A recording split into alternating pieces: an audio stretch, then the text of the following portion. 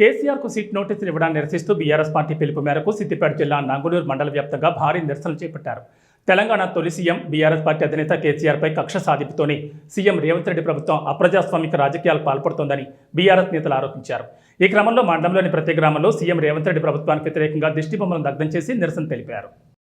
ముఖ్యమంత్రి రేవంత్ రెడ్డి గారు, నీవు ఏదైతే కక్షపూరితంగా వ్యవహరిస్తా ఉన్నావో, ఏదైతే నీకు ఒక మచ్చ ఉంది, నువ్వు జైలుకు వేసినావు కాబట్టి, నీ గురువు చంద్రబాబు కూడా జైలుకు వేయించిండు కాబట్టి, మచ్చలేని నాయకుడు ప్రజల గుండెలో ఉన్నటువంటి కేసీఆర్ గారి మీద కూడా ఏదైనా ఒక మచ్చ పెట్టాలి, ఆయన ప్రతిష్టను భంగపరచాలని చెప్పి నువ్వు చేస్తున్న ప్రయత్నం అది వెక్కిలి చేష్టలు తప్ప అవి ప్రజలు అది ఎవరు ఆశ్రయించుకుంటున్నారో నిన్ను.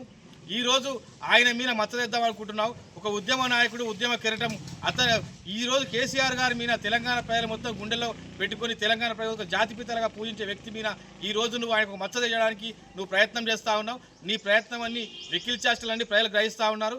నువ్వు ఏదైతే ఉమ్మడి రాష్ట్రంలోనే యోధులే కేసీఆర్ గారిని ఏం చేయలేదు, ఒకటి చేతితోటి తెలంగాణ సాధించిన వ్యక్తి, ఈరోజు తెలంగాణ ప్రజలందరి గుండెలో ఉన్న వ్యక్తి. మీరు ఎన్ని శాసనాలు చేసినా కానీ రేపు రాబోయే పరిణామాలు ఎదుర్కోవాల్సి వస్తుంది. కేసీఆర్ గారి మీద మీరు ఇట్లాంటి ప్రయత్నాలు చేస్తూ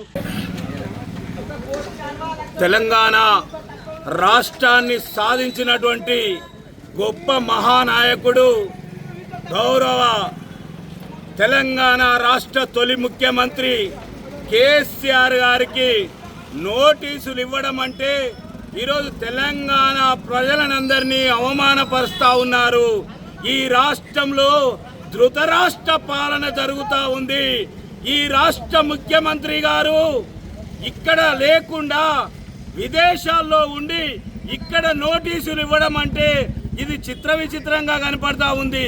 పనిచేసినటువంటి నాయకుల మీద, ఈ తెలంగాణ రాష్ట్రాన్ని సస్యశ్యామలం చేసినటువంటి మహానాయకుల పైన నోటీసులు ఇవ్వడం మరి ఇది చరిత్రహీనంగా కనపడతా ఉంది.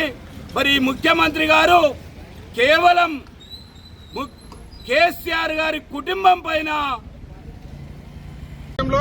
కేసీఆర్ గారి మీద కక్షపూరితతో సీట్ విచారణ చేపట్టారు.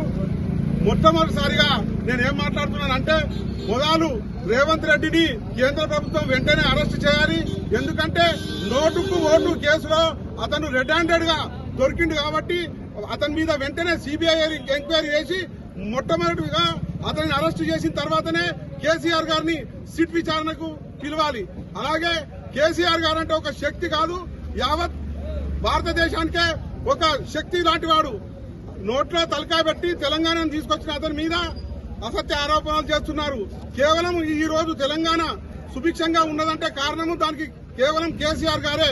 కేసీఆర్ గారి హయాంలోనే ఈ ప్రాంతానికి నీళ్లు గాని, నిధులు గాని, నియామకాలు గాని వచ్చినాయి.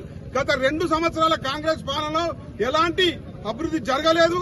ఆ అభివృద్ధి చేయడం చేతగాక దాన్ని కప్పిపుచ్చుకోవడానికే ప్రజలను ఎలక్షన్ నుంచి దృష్టి మరలించడానికి ఈ రేవంత్ రెడ్డి కక్షపూరితంగా కేసీఆర్ గారి మీద సిట్ విచారణ చేపట్టారు.